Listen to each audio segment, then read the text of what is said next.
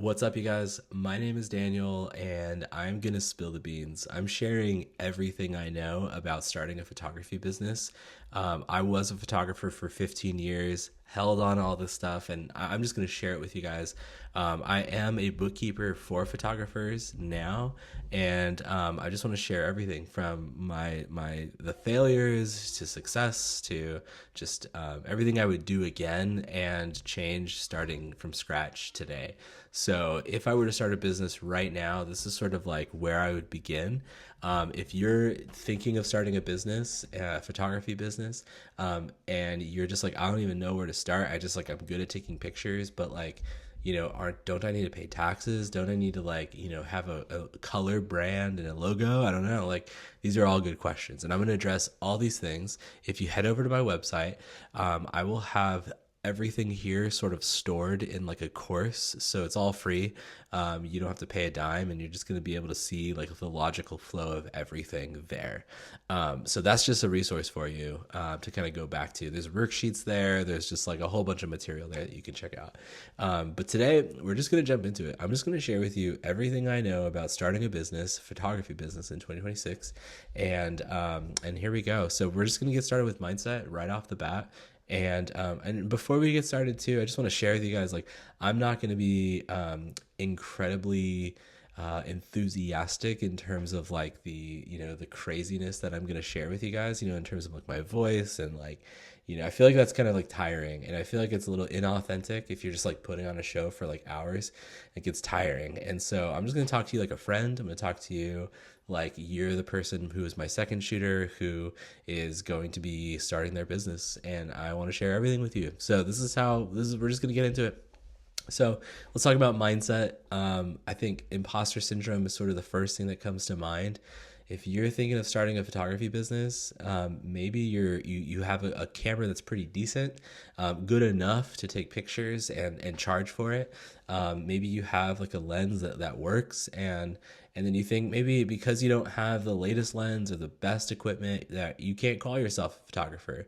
And maybe, I mean, we're sort of raised on Instagram, right? You like see everything on Instagram, and you're just bombarded with these luxury weddings and amazing lighting and these amazing photographers, and you think, I'm not that good, I'm not good enough, I'm not good enough to call myself a photographer. Imposter syndrome will wreck this. Like, you need to get rid of that right now, and you need to just start thinking like a business person. A lot of times imposter syndrome is sort of you looking at yourself, like thinking about you as a person rather than you serving the business. And I think that's one of the big differentiators here between successful businesses and businesses that just sort of like, fumble out. I think like 3 years is like pretty average for most small businesses, and then you peace out. And so you'll see that as you begin your photography journey. If you build a system, if you build a business that's going to last, you will see photographers come in, skyrocket, and then fall because they don't have the right systems in place to sustain this. What you're doing is you're creating a business. You're not creating an extension of you, right? Although that's part of it. Identity is involved in this. This is not something that I'm like ultimately serving myself. Although your interests are involved for sure. But you have to think about this as like you're going to be serving this entity, this vision, this goal, and what can I do to keep this ship keep floating, right? And so imposter syndrome, get rid of that.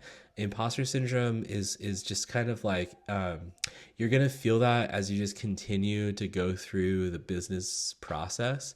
So every time you add a new service or a new level of service, there's gonna be a new level of imposter syndrome. The first time as a photographer that I began hiring people to shoot things for me, immediately I was like, but am I actually like, can I do this? Like, am I actually a studio? Am I actually like all that kind of stuff? And the sort of like antidote to all of that is to just start working. If you can just like immediately jump in and start producing, you will see imposter syndrome kind of linger, but it's much easier to just get rid of once you start seeing data. And so one of the reasons why imposter syndrome sort of is a thing is because we don't have clear data, and maybe like a clear vision and a mission. And so So I think that's really important. Imposter syndrome can kind of take different forms, as a photographer. It could be like the perfectionist.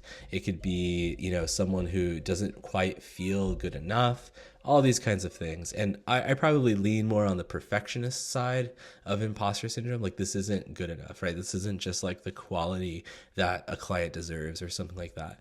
And the truth is, there is a level of skill involved, and of course, like, to take great photos. But at the end of the day, what one thing that sort of like triggered that for me, or like flipped that switch, was discovering that like if I just create something replicable that I can produce, and that I know I can like create a system around, and I can like generate that next month, then I can serve that thing and I can do that thing. And so that's what I did. And let me just kind of caveat, or sub point this with, a lot of times too, when it comes to imposter syndrome, is people like not sure like what vibe they should go with photography. We're going to talk about vibe, and like presets and all that kind of stuff. Is it worth it? Do you need it? And I'll tell you this, like, this is just like the first little taste of like what I would do getting started today, to kind of like help combat imposter syndrome. The first thing is like, decide on a vibe, a color scheme. What I did was I chose film stock, right? So I went Fuji 400, and I'm just gonna stick with Fuji 400. Now, there are totally times to by the way, when I say Fuji 400, I'm talking like that's like the vibe. I shoot digital. I don't shoot film anymore. And so everything digital then is going to be, transposed or made to look like film, right? That's the whole thing. And so if you look at my photography, it's like, the Fuji vibe is sort of like what I'm going for. Jose Villa, right? Straight up, I'm just going to tell you right now, Jose Villa presets. That's what I did. Buy it, stay with it, learn it, make those presets yours, and just serve the preset. Now, trends come and go. You're always going to be tempted to ride the trend wave.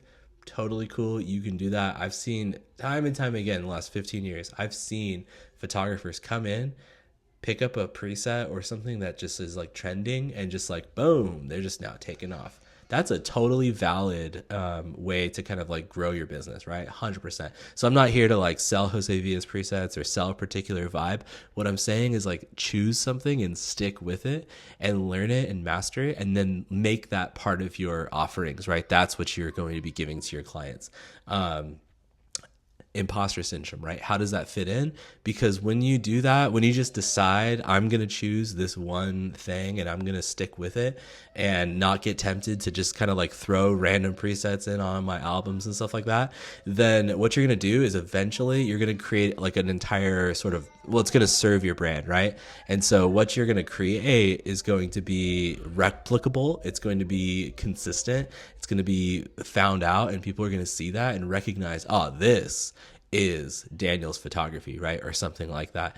Now, there's 1,000 things we could talk about when it comes to presets and stuff. I just wanted to talk about imposter syndrome right now, and let you know that it's just a waste of time. If you don't get started working now, then the data is just not going to come in. You're not going to be able to look back and say like, who did I actually serve, and what were the problems that I solved, right? And so you need to start solving problems right now. If you need something actionable right now in terms of like getting started as a photographer, I know you could hardly wait. Figure out like, who are you going to serve today? Like, who are the people that you're going to take pictures of? They're talking about photography. Who is the people you're going to take pictures of? Are you a family photographer? Go find a family tonight. Like some families. Reach out. I can tell you right now, someone with kids, you can probably hear them in the background. Someone with kids, if somebody came to me, literally knocked on my door and said, hey, I'm a family photographer, let me take your family's photos. How does tomorrow work around this time? And we're just going to jump into it. Bam, you just solve someone's problems. Because I know my wife would be like, yeah, thank you for coming to us, and saving me the headache of like finding a photographer, figuring out the price. Is it worth it? All of that stuff. You just went around that. And if you're an engagement photographer, go find a couple, get one of your friends, and just start taking pictures, building that you're building your albums, building your website.